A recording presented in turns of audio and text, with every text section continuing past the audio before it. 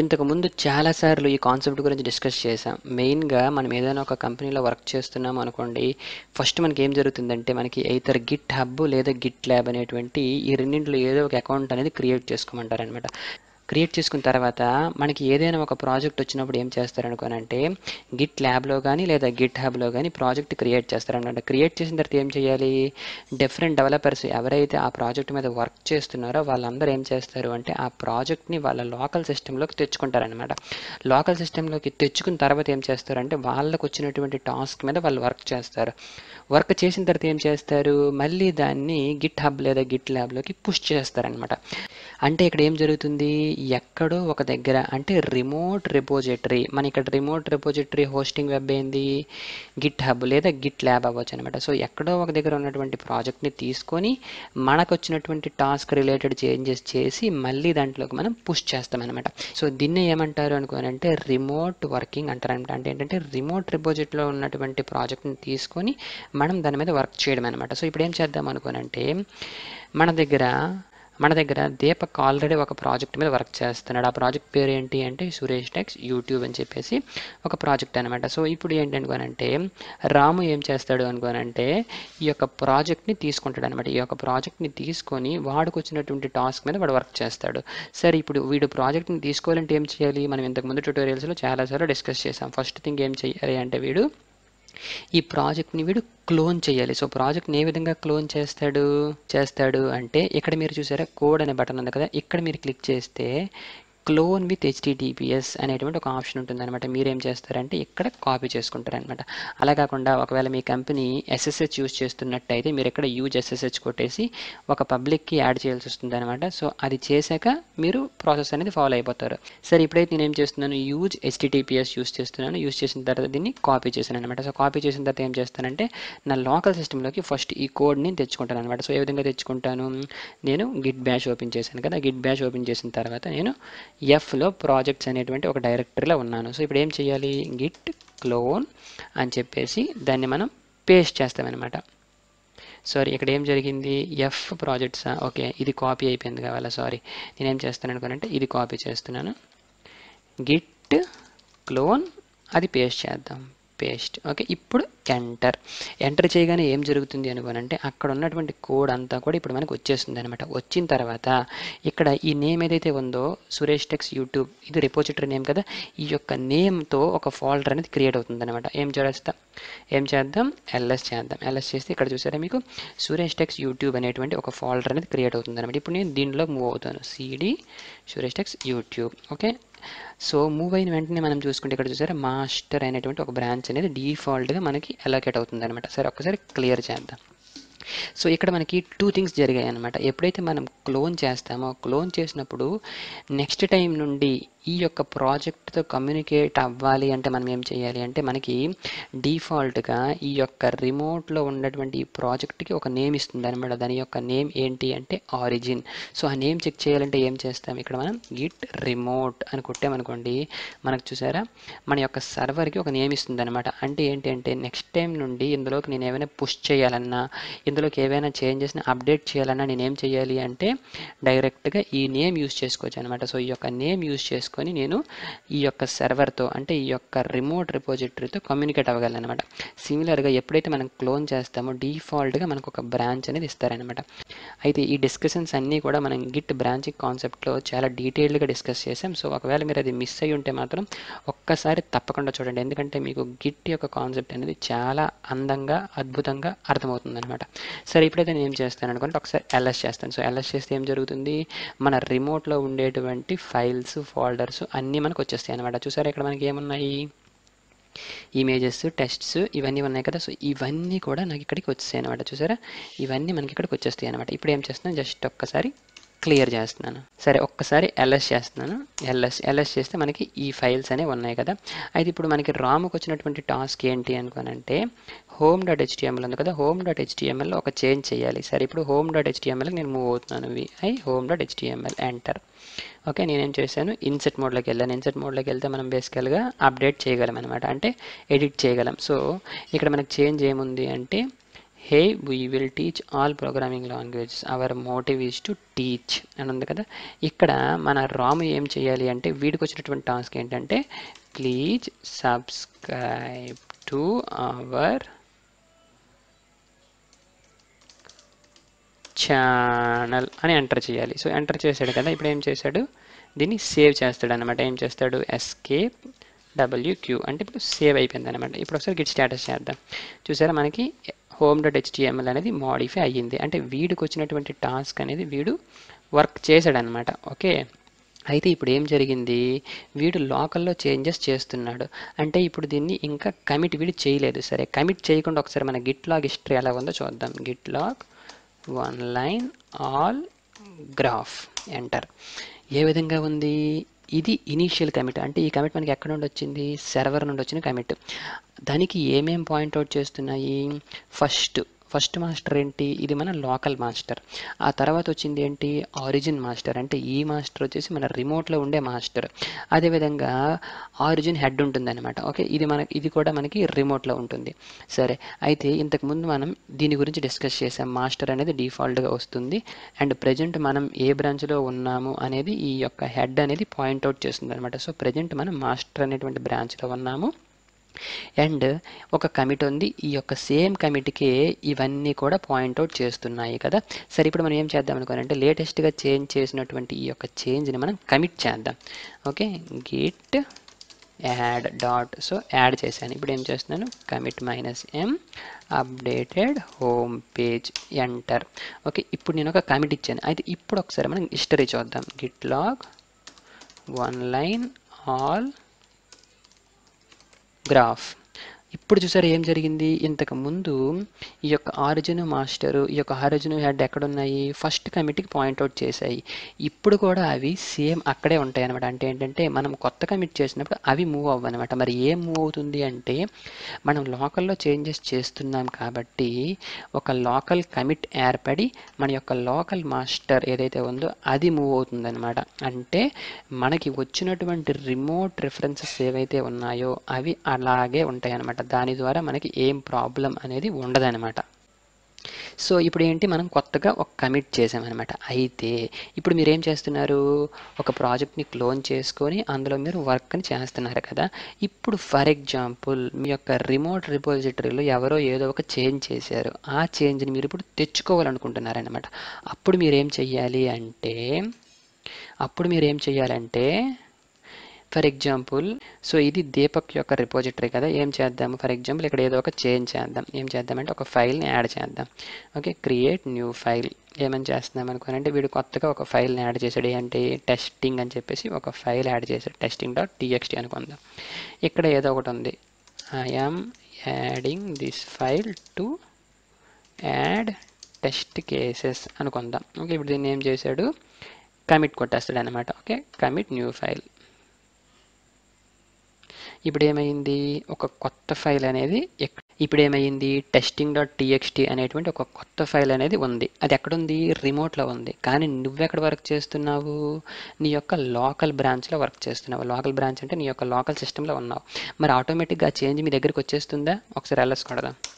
చూసారా, మనకి ఆటోమేటిక్గా ఆ చేంజ్ అనేది ఇక్కడికి రాదనమాట. అప్పుడు మనం ఏం చేయాలి, అక్కడ నుండి చేంజ్ని మనం ఇక్కడికి తెచ్చుకోవాలన్నమాట. సరే, ఎలా తెచ్చుకుంటాము అంటే ఒక్కసారి క్లియర్ చేస్తున్నాను అనమాట.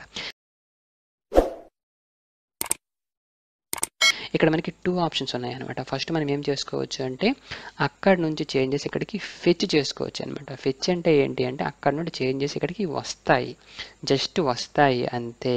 మీ యొక్క లోకల్ సిస్టంలోకి అప్లై అవ్వనమాట. నెక్స్ట్ సెకండ్ది ఏంటి అనుకోనంటే పుల్ అనమాట. అంటే అక్కడ నుండి ఇక్కడికి మీరు చేంజెస్ తెచ్చుకుని వెంటనే ఆటోమేటిక్గా ఆ చేంజెస్ అనేవి మీ యొక్క లోకల్ సిస్టంలోకి అంటే మీ యొక్క ప్రాజెక్ట్ డైరెక్టరీలోకి అప్లై అయిపోతాయి అనమాట. ఓకే, ఈ విధంగా 2 ఆప్షన్స్ మనకు ఉంటాయి అనమాట. సరే, ఫస్ట్ నేను ఏం చేస్తున్నాను అనుకోనంటే గిట్ ఫెచ్ చేస్తున్నాను. ఫెచ్ ఏం చేస్తుంది అంటే జస్ట్ ఆ చేంజెస్ని తెస్తుంది, బట్ మన యొక్క ప్రాజెక్ట్లోకి యాడ్ చేయదు. సరే, నేను ఇప్పుడు ఏం చేస్తున్నాను అనుకోనంటే గిట్ ఫెచ్. ఇక్కడ ఏం ఎంటర్ చేయాలి, మనకు వచ్చినటువంటి నేమ్, రిమోట్ సర్వర్ యొక్క నేమ్ ఏంటి, ఆరిజిన్. ఇంతకుముందు చెప్పాను కదా ఆరిజిన్. So origin. ఇప్పుడు ఎంటర్.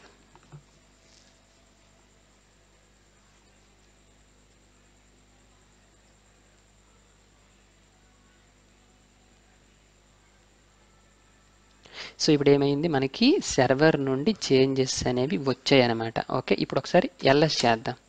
ఎల్ఎస్ చేస్తే ఎందుకు మీకు అది కనిపించట్లేదు? ఏం కనిపించాలి బేసికల్గా?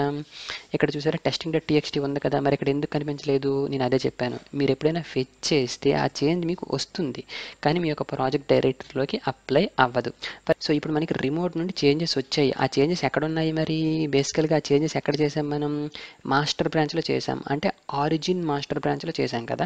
సో ఆ చేంజెస్ అనేవి ఎక్కడ ఉంటాయి అనుకోనంటే, ఇప్పుడు మీరు గిట్ బ్రాంచ్ అని చెప్పేసి -a కొడితే మీకు అంత లిస్ట్ చేస్తుంది కదా, బ్రాంచెస్ యొక్క లిస్ట్. సో అందులో మనకి ఏముంది, రిమోట్స్లో ఆరిజిన్ మాస్టర్ ఉంది కదా, మీకు వచ్చినటువంటి చేంజ్ అనేది ఇందులో ఉంటుందన్నమాట. ఇప్పుడు మీరు ఏం చేయాలి అంటే మాన్యువల్గా మళ్ళీ దాన్ని మీ యొక్క మాస్టర్లోనికి మెర్జ్ చేయాలన్నమాట. సో కాబట్టి ఇప్పుడు ఏం చేస్తారు అనుకోనంటే గిట్ మెర్జ్ ఆరిజిన్ మాస్టర్ అని కొడతారనమాట. అప్పుడు ఏం జరుగుతుందంటే ఆ చేంజ్ అనేది మీ యొక్క మాస్టర్ బ్రాంచ్లోకి వస్తుందన్నమాట. ఎంటర్. చూసారా ఏం జరిగింది, merge made by recursive strategy. ఇప్పుడు ఒకసారి ఎల్ఎస్ చేద్దాం. ఇప్పుడు చూసారా మనకి ఏం జరిగింది, testing.txt అనే ఫైల్ అనేది మన యొక్క లోకల్ సిస్టంలోకి వచ్చింది అనమాట. సో గిట్ ఫెచ్ ఏం చేస్తుంది అనుకోనంటే, మన సర్వర్ నుండి చేంజెస్ని తెచ్చి దాని దగ్గర పెట్టుకుంటుంది అనమాట, అంటే దాని యొక్క బ్రాంచ్లో పెట్టుకుంటుంది. సో ఆ చేంజెస్ మనకు కావాలి అంటే మనం మళ్ళీ మాన్యువల్గా మెర్జ్ చేయాల్సి వస్తుంది అనమాట. ఇది గిట్ ఫెచ్. ఇప్పుడు అలా కాకుండా నేను ఇంకొకటి ఏం చెప్పాను, గిట్ పుల్ ఏం చేస్తుందంటే డైరెక్ట్గా ఆ చేంజెస్ని తెచ్చి మన యొక్క బ్రాంచ్లోకి మెర్జ్ చేసేస్తుంది అనమాట. సో ఇప్పుడు ఏం చేద్దాం, జస్ట్ ఒకసారి క్లియర్ చేద్దాం. అయితే ఫర్ ఎగ్జాంపుల్ ఇందులో ఏదో ఒక అదర్ చేంజ్ వచ్చింది అనుకుందాం ఫర్ ఎగ్జాంపుల్. సో ఇప్పుడు ఫర్ ఎగ్జాంపుల్ మనం వేరే ఏదో ఒక ఫైల్ని యాడ్ చేద్దాం. Okay, add file, create new file. ఇక్కడ ఏం చేద్దాం, సో ఇక్కడ ఏం చేద్దామంటే address.txt అని చెప్పేసి ఒక ఫైల్ ఇద్దాం.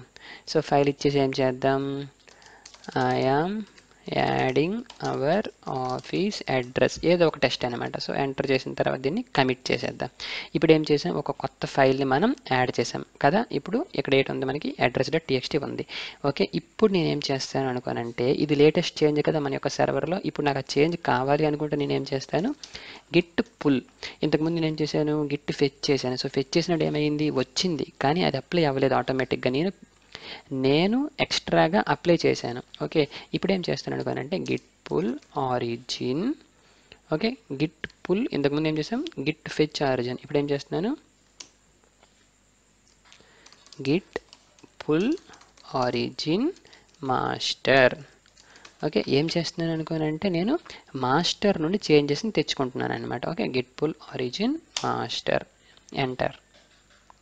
చూసారా ఇప్పుడు ఏం జరిగింది, ఫస్ట్ ఇక్కడ వరకు ఏం జరిగింది అంటే నాకు చేంజ్ వచ్చేసింది, వచ్చిన తర్వాత ఏమైంది, ఆటోమేటిక్గా మెర్జ్ కూడా అయిపోయింది. సో ఇప్పుడు నేను ఎల్ఎస్ చేస్తే ఏమవుతుంది, చూసారా ఏం జరిగింది, ఆ యొక్క address.txt నేను ఏదైతే యాడ్ చేశానో అది నాకు వచ్చేసింది అనమాట. సో బేసికల్గా ఫెచ్కి పుల్లుకు ఉన్నటువంటి డిఫరెన్స్ అదనమాట. ఓకే, ఇప్పుడు ఏం చేద్దాం అనుకోనంటే జస్ట్ ఒకసారి క్లియర్ చేద్దాం. క్లియర్ చేసిన తర్వాత ఒకసారి git log one line all graph check చేద్దాం. చెక్ చేస్తే ఏం జరిగింది, ఇంతకు ముందు జరిగినటువంటి మెర్జ్ ఇది అనమాట. ఓకే, మనం ఏం చేసాం, ఆరిజిన్ మాస్టర్ మెర్జ్ చేసాం, అండ్ లేటెస్ట్గా చేసినటువంటి మెర్జ్ ఇదనమాట. సో ఇప్పుడు ప్రజెంట్ మనం మాస్టర్ బ్రాంచ్లో ఉన్నాము, అండ్ హెడ్ వచ్చేసి మన యొక్క మాస్టర్ బ్రాంచ్కి పాయింట్అవుట్ చేస్తుంది. ఓకే, ఇప్పుడు మనకి లోకల్లో ఒక కమిట్ అనేది ఉంది. సో ఇప్పుడు మనం ఏం చేద్దాం అనుకోనంటే మన లోకల్లో చేంజ్ చేసినటువంటి కమిట్స్ని మనం సర్వర్కి పుష్ చేద్దాం.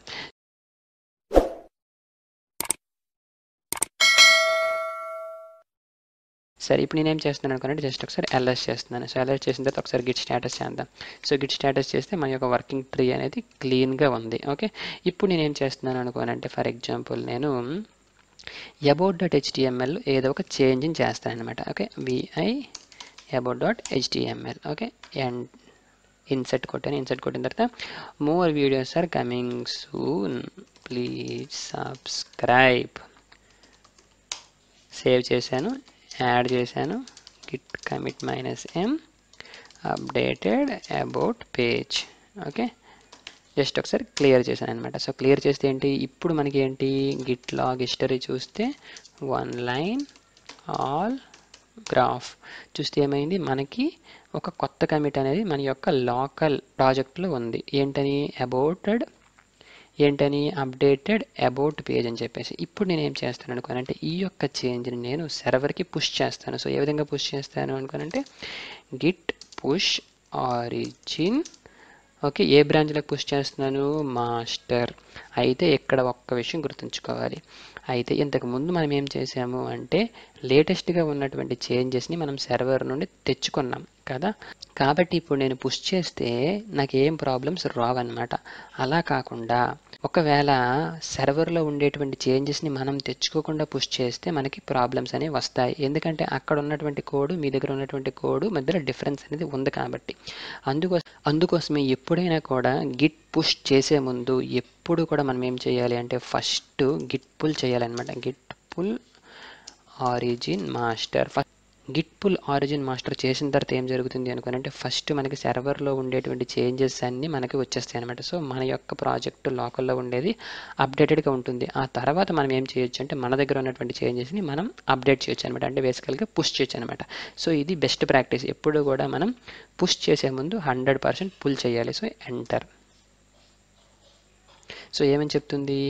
ఆల్రెడీ మీ దగ్గర అప్ టు డేట్ ఉంది అని చెప్తుంది. సో ఇప్పుడు మనం ఏం చేయొచ్చు అనుకోనంటే సేఫ్గా పుష్ చేసేయచ్చు అనమాట. Git push origin master.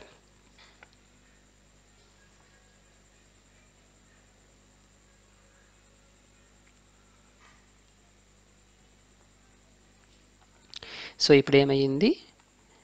మనకి డాటా అనేది పుష్ అయిపోయింది. ఇప్పుడు ఒకసారి మనం చెక్ చేద్దాం. ఒకసారి దీన్ని రీఫ్రెష్ చేద్దాం. సో రీఫ్రెష్ చేస్తే ఏం జరిగింది? ఇక్కడ చూసారా మనకి 7 కమిట్స్ అండ్ లేటెస్ట్ కమిట్ ఎక్కడ ఉంది చూసారా? 2 minutes ago updated about page. Okay, ఒకసారి దీన్ని ఎంటర్ చేస్తున్నాను. ఎంటర్ చేస్తే ఏం జరిగింది? ఇక్కడ చూసారా రాము టోనీ. చూసారా రాము టోనీ అంటే రాము కూడా ఏం చేశాడు? ఈ యొక్క అబౌట్ పేజ్ని అప్డేట్ చేశాడు. ఏమని అప్డేట్ చేశాడు? ప్లీజ్ సబ్స్క్రైబ్ అని చెప్పేసి. అంటే ఏంటంటే బేసికల్గా మన రాము వచ్చేసి మొత్తం నేర్చుకున్నాడు అనమాట. అంటే బ్రాంచెస్ ఏ విధంగా క్రియేట్ చేయాలి, అసలు గిట్ అంటే ఏంటి, ప్రాజెక్ట్ని ఏ విధంగా సర్వర్ నుండి తెచ్చుకోవాలి, అదేవిధంగా మళ్ళీ సర్వర్కి ఏ విధంగా పుష్ చేయాలి. సో ఈ విధంగా ఏంటి అనుకోవాలంటే రాము మొత్తం నేర్చుకున్నాడు కాబట్టి మనకి ఏం చెప్తున్నాడు? ఇది చెప్తున్నాడు అనమాట. కాబట్టి మీరు ఒకవేళ ఇప్పటి వరకు ఇది చెయ్యకపోయి ఉంటే ఒక్కసారి చేయండి. సరే, నేను ఒక్కసారి జోక్ చేస్తున్నానులే కానీ. సో కాబట్టి ఏంటనుకోనంటే ఈ విధంగా ఏంటంటే గిట్లో మనం రిమోట్ బ్రాంచెస్ మీద వర్క్ చేస్తామన్నమాట. అయితే ఇక్కడ మన రాము డైరెక్ట్గా మాస్టర్లోకి పుష్ చేసేసాడు. కానీ రియల్ సినారియోలో ఏం జరుగుతుంది అనుకోనంటే మనం డైరెక్ట్గా మాస్టర్లోకి పుష్ చేయమన్నమాట. సో మనం డెవలప్మెంట్ అని చెప్పేసి ఒక బ్రాంచ్ని మనం క్రియేట్ చేసుకుంటాం. ఆ బ్రాంచ్లోకి పుష్ చేస్తామన్నమాట. ఆ బ్రాంచ్ అనేది సేఫ్గా ఉంటే, ఆ బ్రాంచ్లో ఎర్రర్స్ ఏమీ లేకపోతే ఏం చేస్తామంటే ఆ బ్రాంచ్లో ఉన్నటువంటి కోడ్ని మనం మాస్టర్ బ్రాంచ్లోకి పుష్ చేస్తామన్నమాట. అది యాక్చువల్గా రియల్ వరల్డ్ సినారియోలో జరుగుతుంది. సో మీరు మీ కంపెనీలో జాయిన్ అయిన తర్వాత మీ యొక్క కొలీగ్స్ నుండి అవన్నీ నేర్చుకోవచ్చు. ఎందుకంటే ఒక్కొక్క కంపెనీ వాళ్ళు ఒక్కొక్క ప్యాటర్న్ ఫాలో అవుతారు కాబట్టి. ఓకే.